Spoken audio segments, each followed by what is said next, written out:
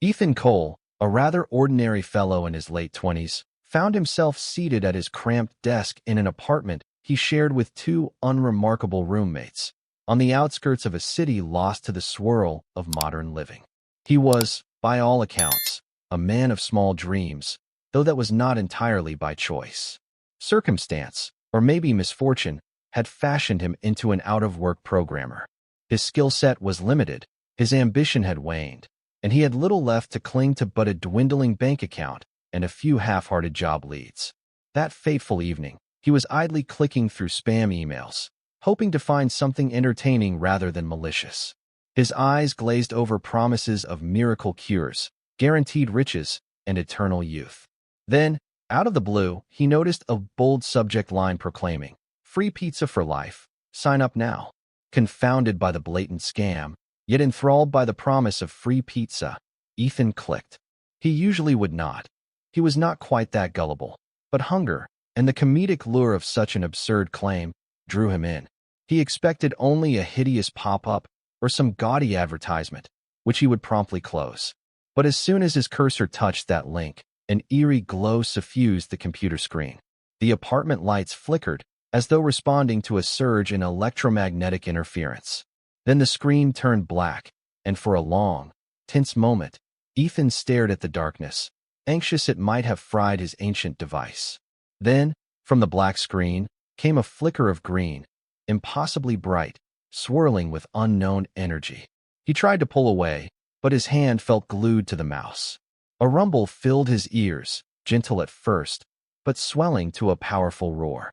The walls of the apartment rippled, turning transparent as though made from shimmering glass. Ethan had no time to scream. In that single, impossible moment, the entire world around him spun into a vortex of light. He was tossed forward, the force so tremendous he thought his heart would burst. Then, silence. A hush as absolute as the vacuum of space enveloped him. When his senses returned, a faint bluish haze glowed from overhead. He blinked, steadying himself, only to discover he was no longer in his dull apartment, but rather in a massive arena-like chamber. Strange lights beamed down from swirling glass domes, and the hum of advanced machinery filled the air. He saw no sign of a single human face. Instead, the stands were packed with spectating aliens, tall, short, luminous, tentacled, scaled, smooth, multi-limbed, and every unimaginable variant in between. To his astonishment, they were cheering wildly. A voice boomed across the chamber, deep and resonant, vibrating from unseen speakers, though it might have been telepathy for all he knew. "Welcome, contestants, to Love or Doom, where hearts are won or fates are sealed." Ethan stumbled and nearly lost his footing. The roar of alien applause reached a fevered pitch. "Wait, what?" he muttered, thoroughly dazed. He had clicked on a link for pizza, and now, presumably, he was on an extraterrestrial game show. His mouth felt cottony, his thoughts scrambled. Still, he noted an ominous ring in those words, love or doom. Gasping, Ethan looked down at himself. He was wearing the same threadbare jeans, the same off-brand sneakers, and a crumpled t-shirt that read, 404. Pizza not found. An ironic piece of wardrobe for a programmer. But though his attire remained the same, the world around him was utterly transformed. The architecture soared overhead, a labyrinth of metal arches, translucent glass corridors, and swirling alien script that glowed faintly across the walls. The stands appeared endless in every direction, filled with the exotic forms of countless watchers. In the center of the grand stage stood a towering figure of shimmering green flesh and insectoid features.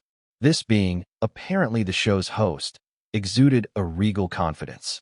He raised his many arms, each slender and elongated, to command silence from the crowd. Then, in accented English, he spoke, "Citizens of the galaxy, esteemed audience from the far reaches of the cosmos, we bring you another enthralling round of Love or Doom. Today, our special contestants face a formidable challenge. One among them shall win the hand of the illustrious Princess Seraphis of the Celestian Empire, and the rest, well, they'll face the consequences. Let us not dwell too darkly on that." Ethan's blood ran cold. What consequences? He looked around and discovered he was not alone. Arrayed around the circular stage were half a dozen equally bewildered, or possibly more prepared, contestants. To his right was an immense crab-like creature, with chitinous armor, clacking pincers, and insignias that hinted at its military prowess. To his left, a glimmering sentient jelly mass hovered in a translucent containment field. Its deep, glistening purple body rippled whenever it moved, and it communicated through subtle pulses of color. He saw a tall mechanical figure, reminiscent of a dashing robotic butler, with polished plating and impeccable posture. Additionally, there was a slender creature of unknown origin, some cross between a serpent and a bird, with glittering feathers and scaled skin. Another figure, hidden behind a swirling cloak, shifted and breathed in raspy gasps, evidently uncomfortable with the spotlights.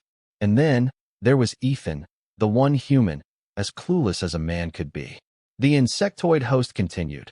Let us welcome each contestant. Warlord Kroghack of the Crustacean Conquerors, Xeris the Sentient Jelly, Sir R. 024, the Noble Robotic Bachelor, Hylusai the Slitherwing, the Mysterious Cloaked Reaver, and Ethan Cole of Earth. The crowd erupted into excitement again, though when Ethan's name was announced, the applause sounded more puzzled than enthusiastic, as though many watchers were baffled by how an unassuming Earthling had ended up in this revered cosmic show. Even Ethan looked around in a panic, expecting someone to clarify this must all be a mistake. But no one did. The host, apparently pleased with the mixture of confusion and amusement, pressed on. Contestants, your objective is simple. Princess Seraphis has arrived to find her match. Should you fail to gain her favor, your presence here will be erased from existence. The show must always end with a victor, and the losers do not depart lightly. Ethan's heart hammered. Erased from existence? That was a threat beyond comprehension. He had no wish to vanish, let alone in some cosmic spectacle. And yet, the gravity of the situation was real. With every passing second, he grew more anxious. He had stumbled into this predicament simply because he clicked on a spam link. How was that fair? Before he had time to ask any question, the host's voice thundered once more. I present to you, Princess Seraphis. A hush fell over the colossal arena. From behind a shimmering curtain of light, a figure emerged, moving with such poise and grace that, for a moment, Ethan forgot to breathe. Princess Seraphis, by all appearances, was a humanoid alien, tall and elegantly built, with a luminous quality in her eyes that betrayed both intelligence and an otherworldly origin. Her hair, an iridescent cascade that glowed faintly, framed a visage of subtle, captivating features. High cheekbones, gently pointed ears, and a regal bearing that spoke of centuries-old imperial bloodlines. She wore a flowing garment woven from shimmering stardust threads, swirling with subtle patterns that reflected the massive lights above. Her expression, as she regarded the gathered contestants, appeared calm but faintly restless, as though she had navigated a myriad of such ceremonies before and found them tedious. The crowd inhaled as one, waiting for her words. With deliberate steps, she took center stage. Beside her, the insectoid host bowed so deeply that one might wonder if he would topple over. Then the princess spoke, and her voice was soft yet resonant, seeming to echo directly in the minds of those present.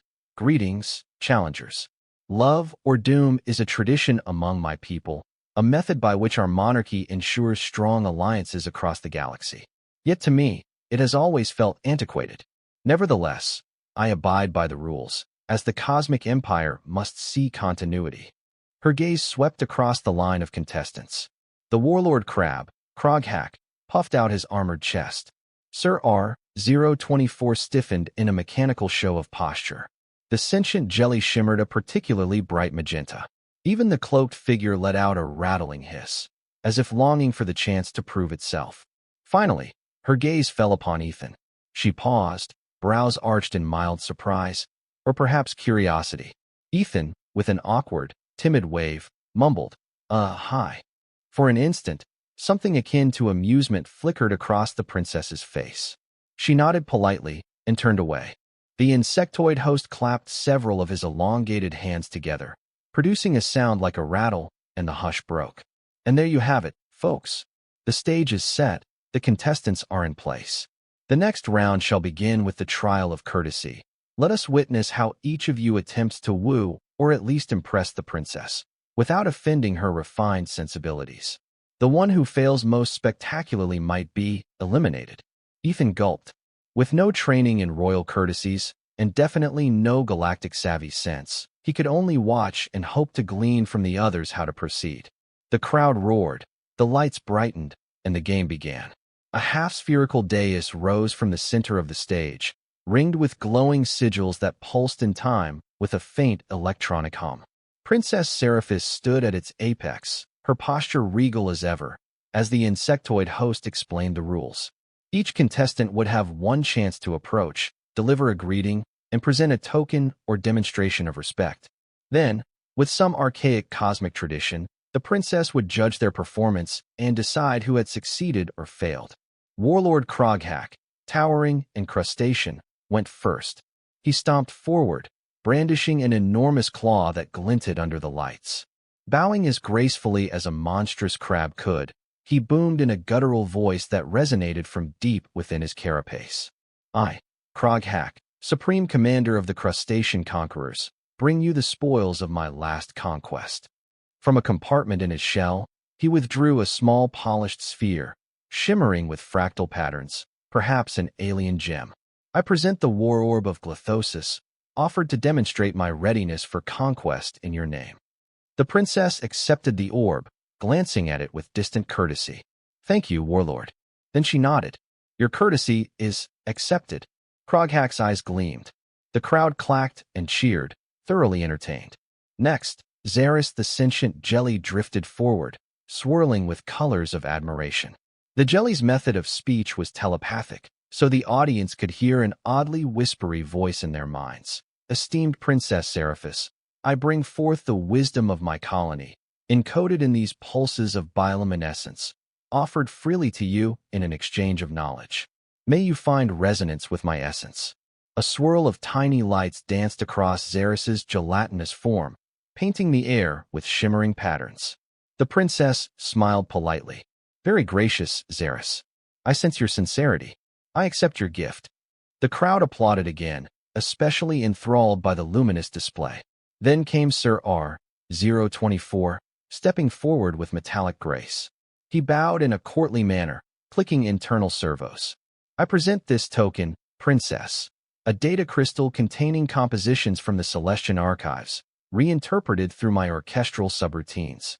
Please, if it pleases you, allow me to serenade you with the harmonic frequency of your empire's ancient lullabies. He inserted the data crystal into a slot on his chest, and gentle, ethereal music filled the air. The audience grew silent, awed by the mechanical bachelor's skill.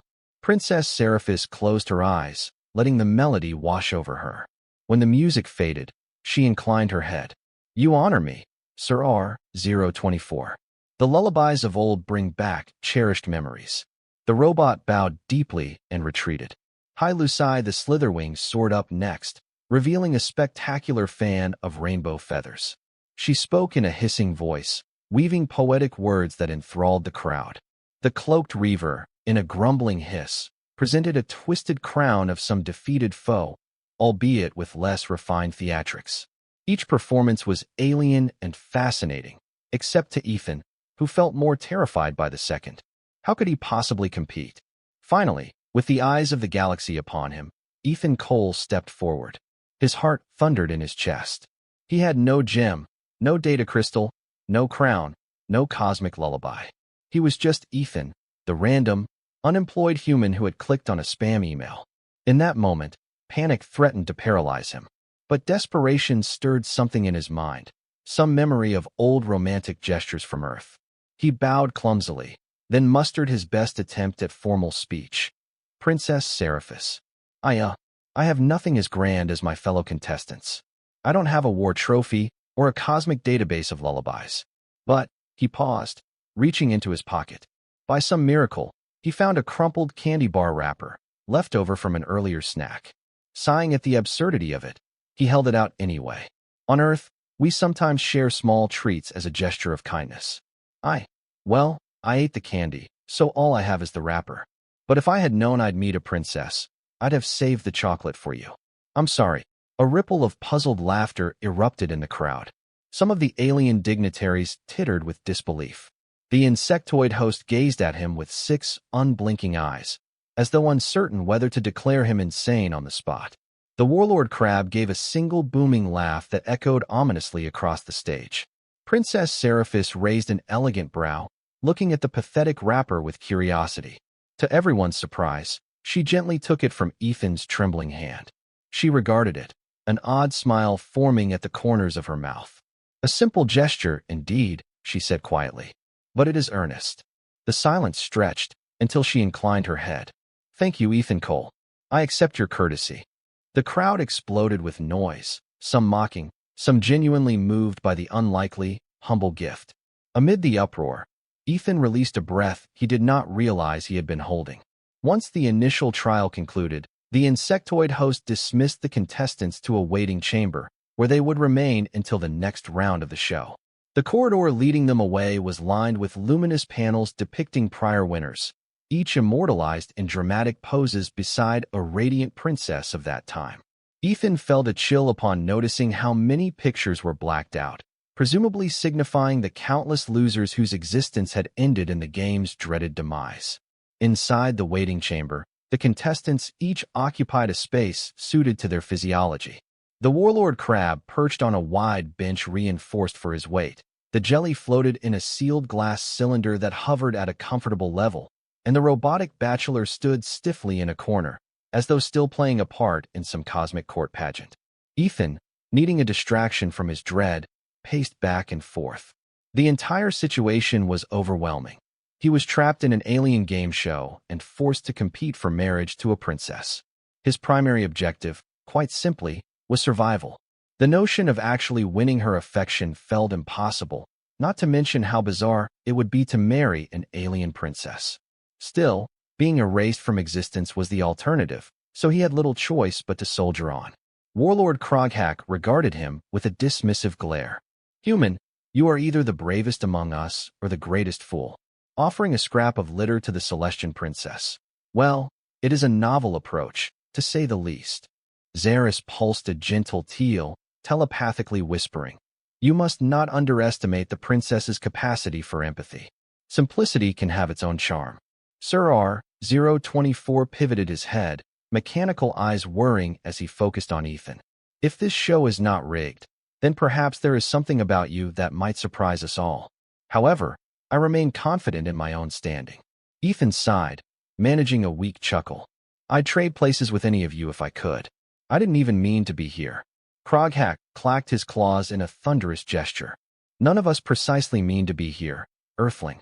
Each of us was lured or compelled in some manner by the Celestian Empire's invitation, or so-called summons, though I suspect your method was more comedic. Before Ethan could reply, the lights in the waiting chamber flickered. The insectoid host's voice reverberated through the corridors. Contestants, prepare yourselves. The next trial commences in 5 cycles. Steel your nerves, for it is the battle of wit and valor. Do not keep our princess waiting. Ethan's stomach churned at the ominous name. Battle? Weren't they just supposed to woo the princess politely? Already, it seemed everything was escalating. When the contestants emerged onto the main stage, they found it transformed beyond recognition. The floor was segmented into shifting platforms, some floating in midair, others rising and falling at random intervals. Strange alien contraptions dotted the battleground, spires that crackled with purple lightning, spinning discs of translucent material, and walls that extended or retracted unpredictably. Princess Seraphis watched from a high vantage, seated upon a hovering throne. Beside her stood the insectoid host, who announced the rules with relish. The battle of wit and valor is not an ordinary battle. Each of you shall face 2 sets of challenges. One set demands swift thinking and puzzle solving. The other set demands physical prowess and cunning. Perform well and earn the princess's admiration. Fail and risk immediate disqualification. Ethan's heart hammered. The warlord crab clicked his pincers eagerly. The robotic bachelor's servo motors whirred in readiness, and the others seemed poised for action. Meanwhile, Ethan stood there feeling as though he'd been thrust into a futuristic obstacle course with zero preparation. To heighten the drama, The show triggered illusions of swirling cosmic beasts for the contestants to outsmart or outfight. First, the puzzle round. Towering holographic screens displayed cryptic symbols and patterns, which the contestants had to decipher under an unforgiving countdown. Warlord Kroghack struggled mightily with the delicate logic puzzles, more attuned to direct combat than intellectual riddles. The robotic bachelor fared better, analyzing the patterns with mechanical speed, while Xeris pulsed dazzling sequences of color that seemed to represent a form of multidimensional reasoning. Lucy the Slitherwing circled the screens, whispering cryptic incantations under her breath. The cloaked Reaver hissed in frustration, occasionally tearing at the illusions.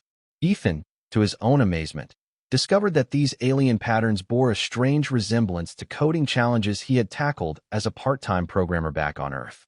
Though more advanced and layered than any puzzle he had known, he recognized the logic behind them. The combination of fractal sequences, iterative cycles, and symbolic placeholders.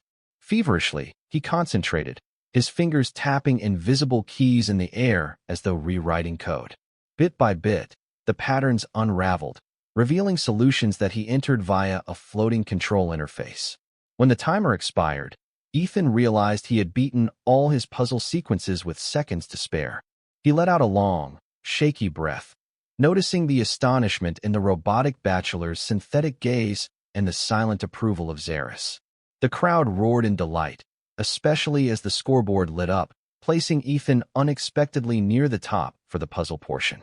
Next, the physical challenge. The stage reconfigured, presenting each contestant with a gauntlet of rotating obstacles and illusions of cosmic beasts.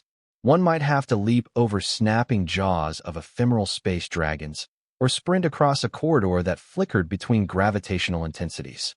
Warlord Kroghack found his element here, crushing illusions with brutal efficiency.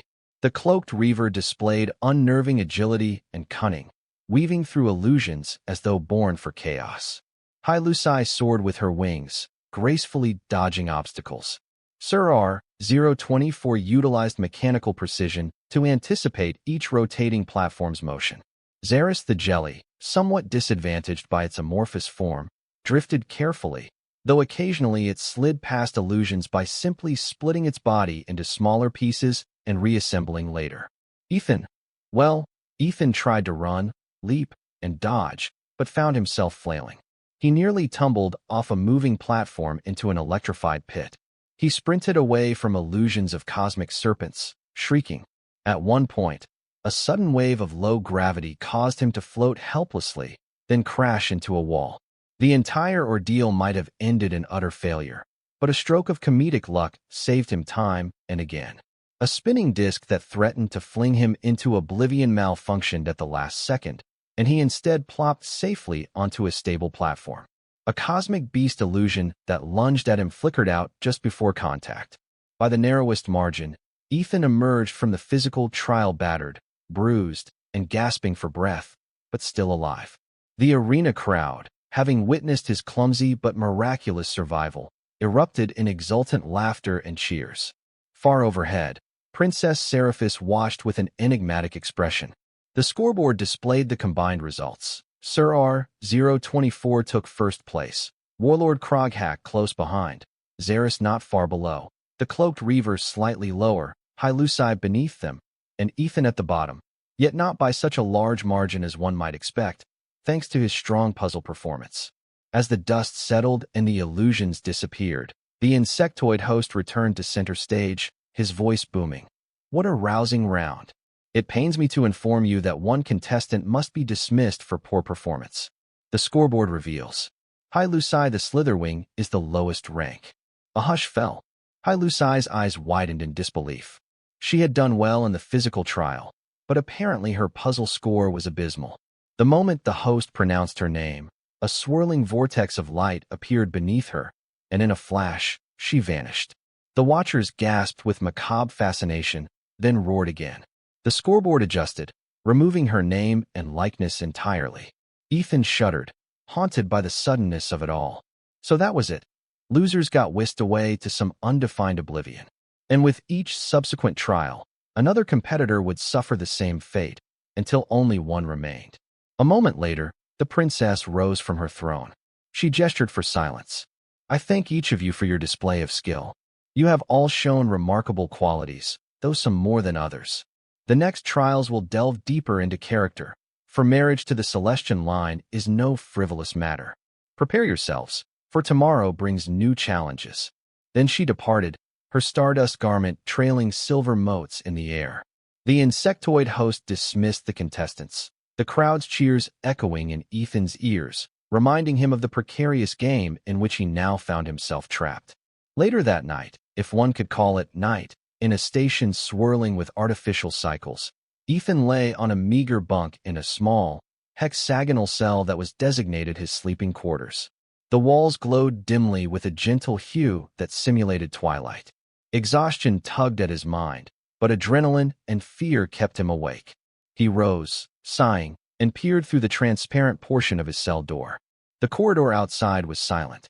The overhead lights flickered in a scheduled dimness that indicated the official rest period. Feeling restless, he decided to roam, hoping no security drones would accost him for leaving his cell. He needed space to think. As he wandered the labyrinth of corridors, baffled by alien signage and glowing glyphs, he finally found himself near a large, arched window overlooking the starry expanse outside. Beyond the transparent barrier lay the swirling cosmos, distant galaxies, vibrant nebulae, and shimmering starlight that made him ache with awe. He realized they were likely on a massive starship or space station, an unknown but advanced piece of architecture. The immensity of the galaxy outside dwarfed his earthly troubles, even if only for a moment. He closed his eyes, letting the cosmic view calm him, when suddenly, he sensed another presence. Swiveling, he found Princess Seraphis standing at the edge of the corridor, gaze fixed upon him. Ethan stumbled backward, nearly toppling over. He began stammering, "Why, Your Highness? I'm sorry, I didn't mean." She held up a slender hand. "No need for apologies, Mr. Cole. My father's empire may enforce the rules of this show, but that does not mean every moment must be so formal." Ethan swallowed nervously. He noted that up close, her hair glowed more faintly in the corridor's partial darkness, accentuating her pale features. I couldn't sleep," he managed at last, lamely. She approached, her gaze drifting to the window, the expanse of stars reflecting in her irises. "Nor could I. This entire charade is tiresome." He studied her expression, uncertain what to say without offending her. But she seemed open, weary even. Summoning his courage, he asked, "Why do you go through with it, then? If you find the process so archaic, can't you refuse?" A faint, rueful smile tugged at her lips. "Refusal would jeopardize not just me, but the stability of the Celestian Empire. My father is adamant that the monarchy remain strong and that alliances be formed through these trials. It's an ancient tradition, though in modern times, it has become something like a cosmic entertainment, courtesy of producers seeking to profit from galactic viewership. I have little choice but to comply." She hesitated, then sighed. "I have, on occasion, tried to subvert it, but the ramifications are immense. My people hold me to a role that I must fulfill, or risk unraveling centuries of custom. Even so, I grow more disillusioned with each iteration of love or doom. I have seen decent beings erased simply because they were deemed losers, or because the show sponsors wanted something more dramatic." Ethan's heart squeezed with empathy.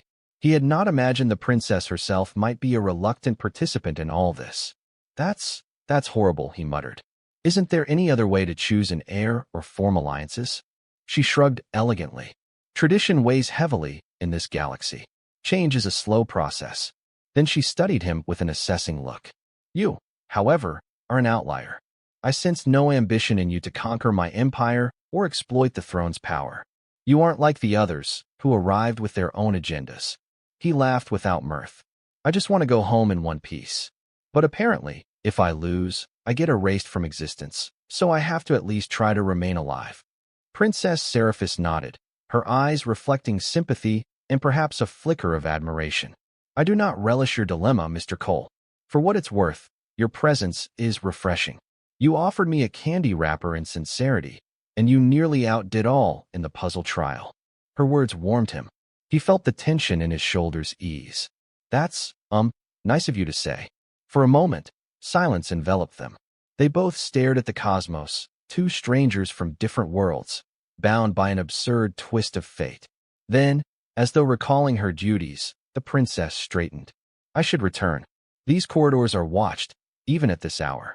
If you're caught wandering, you might face penalties. But, Ethan Cole, be careful. He nodded, and in the next heartbeat, she was gone, her footsteps fading into the hush of the station. Ethan exhaled a tremulous breath. Something in her quiet weariness struck a chord in him, stirring pity and reluctant admiration. He turned back to the stars, alone again, heart pounding with new resolve. When morning arrived, by the station's artificial day cycle, the contestants gathered in the main cafeteria, an expansive hall where alien foods of bewildering variety were dispensed.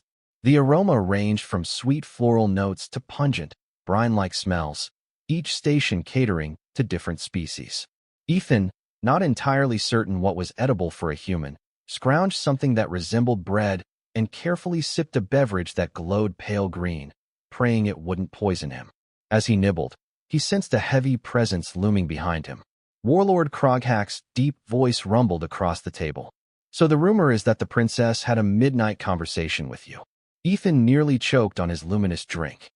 How did you? Kroghack made a clacking sound of amusement. Nothing is private in this place, Earthling. The show's watchers are legion. There are cameras, sensors, telepaths. Someone is always listening or looking. The idea turned Ethan's stomach. Great. That means the entire galaxy probably saw me stumbling around last night. The warlord nodded. Possibly. Though it also means we, your rivals, know the princess has a soft spot, perhaps, for your naive sincerity. Beware. Others will see you as a threat now. Ethan frowned. I'm not a threat. Indeed, that is exactly why you're dangerous, Kroghack said cryptically. Then the crab-like alien moved on to fill his tray, leaving Ethan with 1,000 questions swirling in his mind. Later, in a corner booth, Ethan noticed the robotic bachelor, Sir R024, talking in hushed mechanical tones with Xeris the Jelly and the cloaked Reaver. Their conversation seemed tense, but he couldn't make out the words. Once they saw Ethan glancing their way, they abruptly broke off, the Reaver offering an unfriendly hiss. All around him, alliances or rivalries formed, as each contestant sought an edge. Ethan realized that the next trial, whatever it might be, would likely test them further, and with each passing day, the game inched closer to its final confrontation, where only one would remain. If he could not find a way to outmaneuver or outthink them all, he was doomed. That afternoon, the stage was prepared once more. The insectoid host announced the day's trial would be the challenge of allies, testing how well the contestants could collaborate or betray one another in a set of team-based tasks. The watchers cheered in delight. The princess watched from her elevated throne, her expression measured. The host explained in resonant tones, "For this challenge, you shall be grouped into pairs, randomly assigned, and must complete a labyrinth quest. The labyrinth is not merely a maze of corridors, but a multi-layered cosmic puzzle requiring synergy and trust. Beware, not all pairs will survive to the end." A hush fell as pairs were announced. Warlord Kroghack was paired with the cloaked Reaver. Xeris was paired with Sir R024. And by default, Ethan was left alone. He blinked in surprise. "But you said pairs." The host waggled one spindly limb in mock sympathy. "Indeed. It seems the random distribution has left you without a partner, Mr. Cole. Shall we consider you disqualified by default?" A round of amused laughter rippled through the stands. Ethan felt despair clutch at him, certain the game was rigged to remove him. However, the princess leaned forward, her voice carrying a decisive ring. "Wait. The rules allow for an alternative, do they not? A wild card, so to speak. Let Ethan Cole attempt the labyrinth on his own, if it pleases you, dear host. Unless the show has some reason to fear his ingenuity." The watchers gasped. The host's elongated eyes narrowed, as though irritated by the princess's intervention. But he had to maintain the guise of fairness. "Very well, princess. Ethan Cole will brave the labyrinth alone. Let the challenge begin."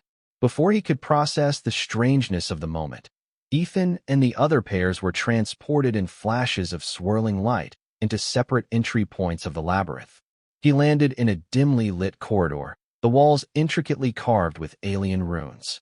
The air smelled faintly metallic, and there was a distant sound of grinding machinery. A panel overhead illuminated with instructions in swirling Celestian script, which, thanks to some universal translator effect, Ethan could barely read. He gleaned that he needed to find a series of glyph keys scattered through the maze, align them with a master control console, and activate the final door. That door presumably led to the exit, if, of course, he survived. Normally, pairs had to split up tasks, but he had to do it all on his own. Gritting his teeth, he proceeded into the labyrinth.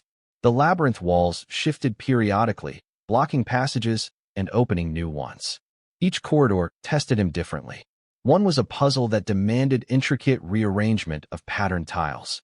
Another required him to quickly sprint before lethal lasers activated. Yet another forced him to manipulate gravitational fields in a sealed room, floating between hazardous spikes to grab a floating glyph key. In a particularly tense moment, Ethan found himself face-to-face with an energy construct shaped like a multi-headed serpent. It lashed out, nearly singeing him with plasma breath. With no partner to distract the beast, Ethan had to rely on quick thinking. He spotted an energy node that powered the serpentine construct and, by hurling a piece of debris into the node's spinning crystal array, caused it to overload. Sparks flew, and the serpent dissolved into flickering static. He pressed on, collecting glyph keys, praying that none of the other contestants would try to ambush him. After what felt like hours, he reached a chamber pulsing with violet light. A control console rose from the floor, shaped like an obelisk with 6 glowing slots. Carefully, he placed each glyph key into the correct slot. A moment later, the obelisk glowed, the labyrinth walls rumbled, and an exit opened. A final test lay before him, a wide chasm with only a narrow, precarious bridge spanning it. On the far side stood a door. He took a deep breath and stepped onto the bridge, which swayed alarmingly. Midway across, a roaring wind rose from below, throwing him off balance. He clung to the side, heart pounding. After a nerve-wracking minute, he reached the far side, chest heaving in relief. When the door slid open, bright light bathed him.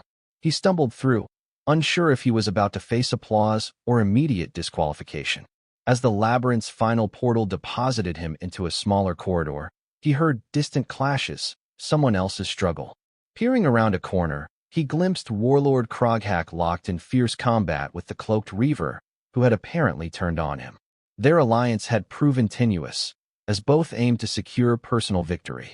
The Reaver bared wicked teeth, pressing an advantage as Kroghak's carapace was cracked in places, greenish fluid seeping.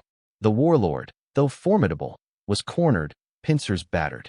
If the Reaver delivered a final blow, it might mean the end for Kroghak, and possibly the Reaver's advanced position in the game. Ethan froze. Ordinarily, the warlord crab was an intimidating rival, not exactly Ethan's friend. Should he help or slip away? Common sense said to avoid meddling. But the Reaver seemed ready to kill, and despite Kroghak's intimidating presence, Ethan felt an unexpected pang of sympathy. Heart racing, Ethan looked around for something, anything, that could tip the balance. He spotted a control panel, half hidden behind twisted metal. Wires snaked out, connected to a generator humming faintly. Guessing that it might control the environment, he quickly fiddled with the controls, searching for a label or lever that might help. One lever was marked with an alien symbol that, in the swirling translator's overlay, hinted at gravity flux. He yanked it. A sudden shift in local gravity yanked both combatants upward, sending them tumbling against the ceiling. The cloaked Reaver's slash missed its mark, and Kroghak's heavy form slammed onto the Reaver. Both crashed down again when Ethan reversed the setting. Disoriented, the cloaked Reaver lost its advantage. Kroghak roared and delivered a mighty pincer strike, incapacitating the Reaver. The warlord, panting, turned to see Ethan stepping out from behind the control panel. Rage flickered across Kroghak's expression, but only for a moment. Then, grudgingly, he nodded in acknowledgement. "I owe you, Earthling," the warlord muttered. "I do not relish being indebted to a puny mammal, but I repay my debts." Ethan swallowed. I just didn't want to see well." Kroghak waved a claw dismissively. "Bah, enough talk. I will drag this traitor out. But watch your back, Earthling. This labyrinth is not done with you." Ethan nodded, uncertain if he had gained a fragile ally or simply postponed another confrontation. Nevertheless, he felt relief that at least, for now, one less contestant was vying to kill him. Eventually, Ethan found an exit that returned him to the main arena. He stepped out onto the stage, eyes blinking under the bright spotlights. The stands erupted in wild cheers. Giant screens replayed highlights from the labyrinth, his puzzle-solving feats, his bungling but triumphant battles with illusions, and his last-minute rescue of warlord Kroghak. He noticed that Xeris and Sir R024 had also survived, both standing on opposite sides of the stage, glancing at him with complicated expressions. The cloaked Reaver was nowhere to be seen, either lost in the labyrinth or subdued by Kroghak. And speaking of the warlord, he emerged moments later, battered but victorious, dragging the unconscious Reaver behind him. Alien medics or show officials promptly whisked the Reaver away. The host's voice boomed. Behold, our contestants have conquered the challenge of allies, some forging trust, others forging betrayal, and still others forging the unlikeliest alliances of all. For remain standing. Let the scoreboard reveal your standings. The scoreboard flickered. Sir R024. Xeris. Kroghak. Ethan Cole. At the bottom, the cloaked Reaver, now marked as disqualified, was promptly erased from the official roster. The host gestured, and the Reaver vanished into a swirl of light. Another soul lost to the game's insatiable hunger. Ethan's limbs felt shaky, adrenaline still coursing. He was ranked last among the survivors, but still alive, which was a minor miracle in itself. The princess, watching from her throne, gave him a small nod, acknowledging his improbable success. The show declared a pause, allowing the final 4 contestants some rest. During this interlude, they were given partial freedom to roam certain areas of the station, though always under watchful eyes. Broadcast screens displayed replays of the labyrinth fiasco, along with commentary from alien pundits dissecting the contestants' strengths and weaknesses. Ethan wandered aimlessly, unsettled by the constant coverage. Everywhere he turned, monitors showed his bungling escapes, or, worse, the humiliating moment he presented a candy wrapper to the princess. He cringed at the memory, but also recalled how it had made her smile, however faintly. Desperate for some semblance of solace, he found his way to a quiet observation deck. It was empty, offering a panoramic view of a swirling nebula beyond. He pressed his forehead to the glass, trying to calm his thoughts. A faint scraping drew his attention. Xeris the jelly hovered at the entrance, shimmering in subdued aquamarine hues. He turned, uncertain how to greet a sentient jelly properly. Xeris's telepathic voice entered his mind. You are troubled, Ethan Cole. Your emotional state radiates uncertainty and sorrow. May I approach? He shrugged. Sure, he said quietly. I could use someone to talk to, I guess. Even if it's, well, a jelly. Xeris emitted a warm pulse of color, akin to a chuckle. We are not so different, you and I. I, too, have no grand empire or unstoppable army. My species thrives on curiosity, on searching for new experiences. We have no interest in dominating others. That is why I came to love, or doom, to share my people's knowledge, maybe form a peaceful bond. But the show's cruelty does not sit well with me. Ethan nodded, appreciating the sincerity. It's horrific. Every time we fail or the show deems someone unworthy, they just vanish. If the princess hates this, if we hate it, there has to be a way to stop it. Xeris flickered in thoughtful patterns. To change the show is to challenge centuries of tradition and the financial might of countless sponsors. The Empire thrives on these games. We are pawns in a larger machine. His mind whirred. But maybe there's a way to disrupt the machine from the inside. The princess, she's not a fan of the show either.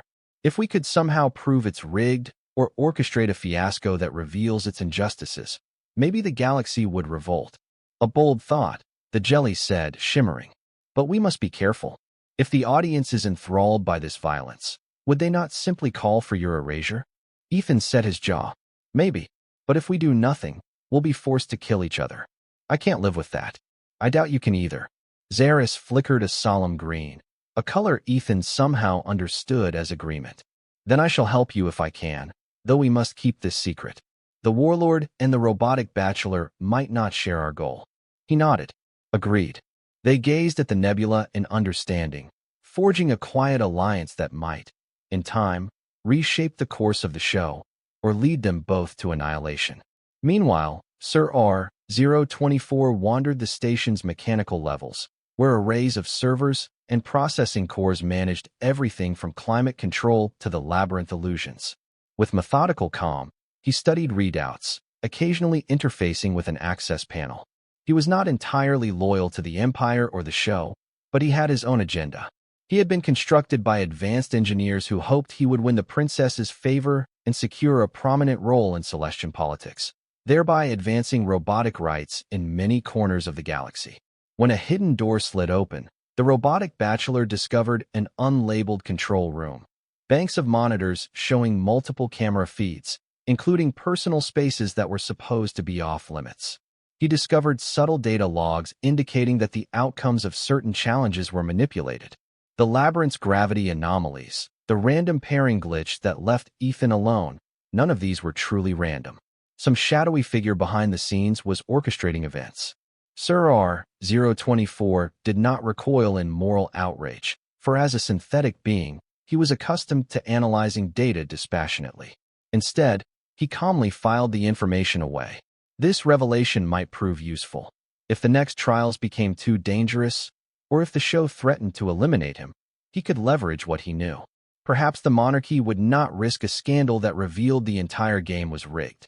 Within the station's military training deck, Warlord Kroghak tested his injuries, flexing battered pincers and groaning at the pain. His subordinates were not here. He was alone, representing his people's might on this cosmic stage. Losing would mean dishonor for his entire crustacean empire. But a new complication nagged at him. He owed a debt to the human, Ethan Cole, for saving him in the labyrinth. Kroghak had grown up in a brutal system of cosmic conquest, taught that mercy was weakness. And yet, something about that scrawny earthling triggered an odd sense of guilt in the warlord's heart. The Code of the Conquerors demanded loyalty to those who rescued a warrior from certain death. Clacking his pincers, Kroghak resolved that if the show forced them to fight, he would repay Ethan by sparing his life, or at least trying. But if it came down to the final two, all bets would be off. Honor demanded no less. When the respite ended, the insectoid host summoned the final four to the main stage once again. This time, the princess stood near a series of tall, shimmering pillars. Her expression was unreadable, though her eyes flicked to Ethan with a hint of concern. Contestants, the host announced, we approach the final stretch of love or doom. This next challenge is the trial of hearts. You must demonstrate empathy, genuine connection, or cunning manipulation, whichever path you choose, to capture the princess's affections. We have arranged illusions and scenarios that reflect her deepest concerns. You must enter these illusions and attempt to comfort, understand, or otherwise impress her on an emotional level. Ethan's heart lurched. He was no master of cosmic illusions, nor was he an adept manipulator. He could only hope sincerity would suffice yet again. The host continued, one among you will fail miserably and be disqualified. The rest will proceed to the final round. The lights dimmed. One by one, each contestant stepped forward to enter a swirling portal conjured by the pillars. Inside, they would encounter illusions drawn from the princess's psyche, shaped by Celestian technology. The crowd watched in enthralled silence. Sir R-024 went first. Projected illusions manifested a scene of cosmic ballrooms and regal ceremonies. The robotic bachelor glided through them, providing poised responses, reciting old Celestian poetry from his databanks, and offering precisely engineered emotional comfort. Yet a subtle tension emanated from the illusions. Perhaps the princess's consciousness, or maybe the cosmic device, sensed an undercurrent of calculation rather than true empathy. Warlord Kroghak stepped forward, illusions forming a battlefield where a younger Seraphis stood, uncertain, witnessing the horrors of war. Kroghak offered her a place of power, boasting that, with him, she would never again be vulnerable. He promised unstoppable conquests, subjugating any threat to her empire. It was an impressive, if somewhat savage, demonstration, appealing to the princess's fears of losing control. Xeris was next. The illusions revealed a lonely princess overshadowed by the empire's vast legacy. Xeris enveloped the illusions with glowing compassion, showing glimpses of a galaxy where empathy connected all sentient beings. It offered freedom from oppressive traditions, painting shimmering visions of a shared consciousness. The illusions responded warmly, flickering with acceptance. At last, Ethan stepped into the swirling portal. He found himself in what looked like a dreamscape version of the observation deck, where he had spoken to the princess. The starfield gleamed, more vivid than real life. A spectral form of Seraphis stood, shoulders weighed down by a heavy, invisible burden. He approached carefully. "Princess," he murmured, uncertain if this illusory form could hear him as the real one did. She turned, sorrow in her eyes. Around them, faint echoes of the show's tragedies flickered, disqualified contestants vanishing, crowds roaring for more drama. He sensed her guilt, her longing for freedom from a system that demanded she play a role she despised. Gently, he said, "I don't know how to fix everything, but I know you deserve better than a life trapped by tradition. You shouldn't have to watch innocent beings get erased for entertainment. If I could change that, I would, even if it's impossible."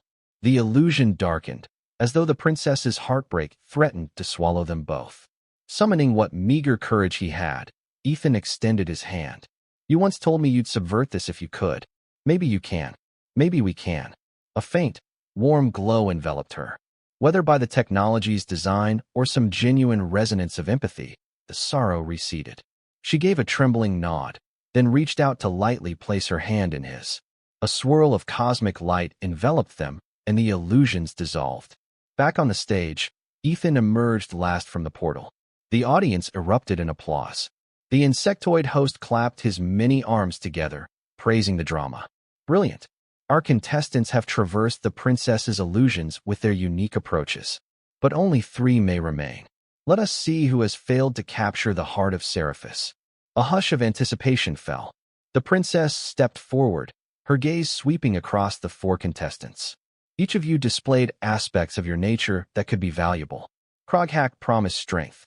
Sir R. 024 demonstrated a refined sense of my culture's heritage. Xeris offered a vision of compassion and unity. And Ethan Cole showed sincerity and a willingness to change not only his own fate, but the fate of this show. She paused, letting tension build. Ethan's stomach twisted, certain that his meager offering might be deemed insufficient. But then the princess continued. "The one who touched me the least is Sir R. 024. A ripple of gasps. The robotic bachelor stiffened. For a moment, he hesitated, as though about to protest. Then he bowed stiffly, mechanical eyes glinting. "As you wish, princess." The insectoid host nodded with theatrical gravity. Sir R. 024 disqualified. "Farewell." A swirl of light enveloped the robotic suitor. But at the last second, he did something unexpected. He touched a control node on his forearm, sending a coded signal to the station's systems. Then the vortex whisked him away, presumably to oblivion. The scoreboard blinked, removing his name. Now only 3 contestants remained: Warlord Kroghack, Xeris the Jelly, and Ethan Cole. The final trial loomed. If it followed the usual pattern, the last one standing would claim the princess's hand in marriage. The watchers were thrilled. This was the moment they had all been waiting for. Rival factions cheered for the warlord or the jelly, while certain corners of the viewership grew enamored with the underdog human. Behind the scenes, the station's systems flickered. The coded signal left by Sir R. 024 began weaving through the servers, planting seeds of chaos. Meanwhile, Ethan convened secretly with Xeris, both determined to find a way to sabotage the system that demanded bloodshed. "We have only one trial left," Ethan murmured, eyes darting around in case of hidden cameras. "We need to figure out how to reveal the show's corruption, maybe broadcast it to the entire galaxy." Xeris flickered with luminous fervor. "I've located the broadcast relays. They are heavily encrypted, but I might interface with them. If we can show raw evidence, like forcibly turning cameras on behind-the-scenes manipulations, the audience might revolt." He nodded, adrenaline spiking. "We still have to face the final trial, but if we time it right, we might blow this wide open." At last, the day arrived for the final showdown. The stands were packed, the cosmic audience abuzz. Holographic fireworks burst across the station's hull, sending streamers of light into the starry void. The insectoid host grinned malevolently, poised to deliver the greatest spectacle yet. Welcome, one and all. 3 contestants remain, but by day's end, only one shall stand triumphant, destined to wed Princess Seraphis. He gestured dramatically to each competitor in turn. Kroghak, unstoppable warlord of the crustacean conquerors. Xeris, the luminous enigma of the sentient jelly collective. And Ethan Cole, the clueless human from Earth. Ethan grimaced at that label. The crowd roared. The scoreboard blinked overhead, waiting for the final results. For the final trial, the host boomed. We have prepared an arena of tribulations that will test your cunning, your might, and your resolve. Each of you will face obstacles tailored to your vulnerabilities. The last to remain or the first to claim the victor's crown shall be named the princess's consort. And the others, well, you know the price of failure. A heavy gate rose, revealing an arena bristling with menacing devices, giant rotating blades, swirling energy fields, collapsing floors, and illusions of monstrous guardians. Ethan's stomach lurched as he realized the final trial was not a puzzle or a test of courtesy, but a brutal free-for-all. The host's voice rang out. Begin. The moment the signal sounded, the illusions roared to life. Lightning crackled across the floor, conjuring creatures that lunged at Xeris and Ethan. Meanwhile, mechanical drones with cutting lasers swarmed around Kroghak. The warlord roared, pincers smashing the drones to pieces. Xeris twirled in midair, splitting into multiple smaller globs that skittered around illusions and recoalesced behind them, delivering bursts of bioluminescent energy. Ethan stumbled, barely dodging a crackling beam that turned the floor to molten slag behind him. Throughout it all, the watchers howled for blood, enthralled by the carnage. Princess Seraphis, from her vantage, looked on with evident anguish. Desperate to survive, Ethan remembered the plan. Xeris had said there was a broadcast relay near the center of the arena. If they could trigger it, they could hijack the feed. But to get there, he had to wade through a sea of illusions and lethal traps. He mustered his courage, weaving through the chaos. Fire bursts erupted overhead. One swinging blade nearly decapitated him, but he dove aside in time. A swirl of illusions advanced, forming a giant reptilian hydra.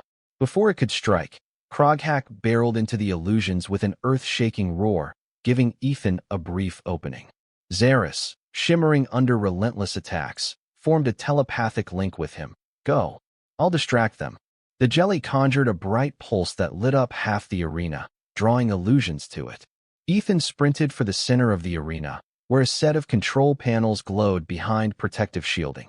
A mechanical turret swiveled, unleashing plasma bolts at him. He ducked behind a jagged outcropping, waiting for a lull. Then he dashed forward, heart pounding as a plasma shot singed the edges of his t-shirt. He reached the shielded control area and found a locking mechanism with swirling Celestian script. Please don't be impossible, he muttered, quickly analyzing the patterns. It was an advanced encryption, but it had the same fractal logic he recognized from the earlier puzzles. He tapped the interface, rewriting lines of alien code like a programmer debugging a snippet of software. In the stands, viewers watched with confusion. The camera feeds largely ignored him, focusing instead on Kroghak's violent brawls and Xeris's luminous battles. Yet some spectators noticed Ethan meddling with the control console, and murmurs spread. At last, with a triumphant beep, the console unlocked. A new set of controls lit up, a broadcast array interface. Ethan's heart soared. This was their chance. Xeris, battered by illusions, forced a path to Ethan's side. Together, they worked frantically at the console, scanning for the main broadcast feed. Over the roar of the crowd and the crash of illusions, they located the core channel. Xeris established a telepathic link with the station's systems, while Ethan typed frantically, inputting override commands gleaned from puzzle solutions. Slowly, the overhead screens flickered. Instead of showing the choreographed final battle, they began displaying behind-the-scenes footage. Engineers calibrating illusions, the insectoid host receiving instructions from corporate sponsors about who should be favored or sabotaged, even messages referencing bribes to ensure dramatic outcomes. And worst of all, the code protocols that forcibly erased losers to extract their life force, turning them into raw energy that fueled the station's expansions. Gasps of horror rippled through the stands as viewers realized the show's darkest secrets. Sponsors panicked, trying to shut down the feed, but Zaris and Ethan had locked them out. The insectoid host shrieked, "What treachery is this? Shut it down." From her throne, Princess Seraphis rose, eyes blazing with righteous indignation. Amplifying her voice, she shouted, "Citizens of the galaxy, behold the truth. Love or doom is not a noble tradition. It's a vile exploitation that devours innocent lives. I, Princess Seraphis, denounce this travesty." Chaos erupted in the arena. Some watchers fled, terrified that the station itself was compromised. Others shouted in rage at being deceived for centuries. Some demanded the monarchy be overthrown, while others clamored for justice against the show's producers. The insectoid host tried to restore order, but the crowd booed and hurled projectiles at him. Ethan and Zaris stood behind the shielded console, hearts pounding. This was more than they had hoped for. They had revealed the corruption for all to see. But would it be enough to save them from the game's ruthless final result? They turned to see warlord Kroghak, battered and scorched, approaching. He raised his formidable claw, and for a moment, Ethan feared an attack. But Kroghak merely nodded grimly. "I witnessed your sabotage, Earthling. You risked everything to expose these lies. It seems I owe you yet again, and my people despise deception. We shall fight with you to see the station's hold over us all destroyed." The trio formed a defensive formation as security drones swarmed in, obeying the host's frantic commands to seize or kill the contestants who had hijacked the broadcast. The next moments were a blur. Zaris projected searing pulses of bioluminescence, shorting out drones. Kroghak crushed entire squads with his mighty pincers. Ethan used the console to rewire turret targeting systems, turning them against the station's security forces. All the while, the scoreboard overhead crackled and sparked, no longer controlling the fates of the players. Meanwhile, Princess Seraphis, with newly awakened determination, confronted the insectoid host directly. "Your reign over this show ends now," she declared. The host hissed, brandishing hidden weapons, but the princess moved with surprising agility, using advanced Celestian martial arts to disarm him. "This vile tradition is finished," she said, voice resonating with cosmic authority. Overhead, the broadcast continued, showing the rebellion in real time. Across the galaxy, watchers witnessed the downfall of love or doom's tyranny. Sponsors tried to cut the feed from remote stations, but Celestian loyalists within the monarchy, swayed by the princess's stance, blocked every attempt. As the final drones fell, a hush descended on the battered arena. Flames flickered where illusions had malfunctioned. Bodies and wreckage lay strewn about. But the show was over. The scoreboard was shattered, the host dethroned, and the crowd, now smaller and subdued, watched in awe. Princess Seraphis addressed them. "Hear me, galaxy. I, Seraphis, declare an end to love or doom. No more shall we entertain ourselves by erasing the lives of others. We stand on the brink of a new era, an era of genuine alliances, forged through respect and cooperation." She looked down at Ethan Cole, who slumped against the console, exhausted, bruised, but alive. A gentle smile crossed her face. "Thank you," she whispered. "You and Zaris, and even warlord Kroghak, made this possible." Kroghak gave a gruff nod, swirling his claws. "Do not forget my part," he grunted. "But yes, you have my loyalty." Zaris shimmered in pastel hues of relief and joy. "We stand with you, princess. Let this cruelty remain in the past." The galaxy reeled from the revelation. Subjugated audiences revolted against the sponsors who had profited from centuries of deadly entertainment. The monarchy underwent sweeping reforms, with Princess Seraphis championing kinder policies that did not revolve around forced trials or cosmic gladiatorial spectacles. Ethan Cole found himself hailed as an unlikely hero by various species. It baffled him, but he accepted the compliments with humility. He was just glad to be alive. He also discovered that, through some arcane cosmic rule, having reached the final three technically meant he had partially won the hand of the princess, or at least had gained the right to remain in her presence, if both parties so wished. Yet the notion of marriage to an alien princess was more than he had bargained for. Seraphis herself approached him gently in a quiet corridor. "I know this was never your desire," she said. You wished only for survival. If you wish to return to Earth, you have that right. The monarchy shall not force you. The entire system is changing, no more forced alliances. Ethan hesitated, his heart torn. He recalled his mundane life on Earth, jobless and aimless. He also recalled how Seraphis had confided in him, how together they had changed an entire cosmic tradition. He saw compassion in her eyes, and maybe genuine affection. After a moment, he took her hand softly. I think I'd like to stay, at least for a while, if you'll let me. She nodded, eyes shining. I would like that, Ethan Cole. Perhaps we can build something better together. Not a forced marriage, but a genuine bond, whatever form it may take. In the weeks that followed, the station was repurposed. No longer a death arena, it was turned into a grand cultural center.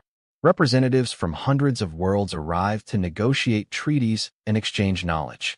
Princess Seraphis presided, ensuring each meeting was conducted in good faith, free from the manipulations of old. Warlord Kroghak returned to his empire, but not before forging an alliance with Seraphis, one based on mutual respect rather than conquest. Zaris became an ambassador of the Sentient Jelly Collective, establishing a beacon of empathy at the station, offering guidance to new arrivals who once might have been contestants. Ethan, with his knack for problem-solving, was hired to help update the station's archaic systems, removing destructive illusions and reprogramming them for educational simulations. He found he had a new sense of purpose, no longer drifting aimlessly. In the evenings, he often strolled with Seraphis through the shimmering corridors, gazing at the stars. Their conversations ranged from cosmic philosophy to silly Earth anecdotes. Over time, their friendship deepened, blossoming into a romance that felt both surreal and profoundly real. Months later, in a ceremony vastly different from the once brutal game show, the galaxy gathered not for a forced spectacle, but a joyous celebration. Princess Seraphis and Ethan Cole stood before a cosmic congregation, exchanging vows that emphasized equality, compassion, and a shared dream of uniting worlds. Gone were the lethal illusions and the scoreboard. Instead, the station's great hall was adorned with swirling ribbons of stardust, the air filled with melodic harmonies courtesy of Zaris and her luminous kin. Kroghak attended as an honored guest, standing solemnly in support, his massive claws decorated with ceremonial bands. Dignitaries from across the cosmos watched, moved by the union of two souls from vastly different worlds. When the final vow was spoken, a gentle cosmic ripple spread from the station, as though the universe itself approved. Cheers and applause erupted, not for bloodshed, but for hope. In that moment, Ethan Cole realized how far he had come, from a shabby apartment on Earth, clicking a spam link for free pizza, to becoming an integral part of a galactic revolution. And so, with hearts uplifted, the galaxy discovered that true love and genuine cooperation could conquer even the darkest traditions. Princess Seraphis and Ethan Cole began their new life hand in hand, determined to create a future where no being would ever again be forced to play love or doom. The cosmic audience, once starved for violent entertainment, found a new fascination in hope and unity. And though it took time for the scars to heal, the universe now had a chance to forge a kindred destiny, one that honored the worth of every living creature. Happily, that is how a clueless human joined an alien game and accidentally won a princess, along with the admiration and friendship of countless beings across the stars.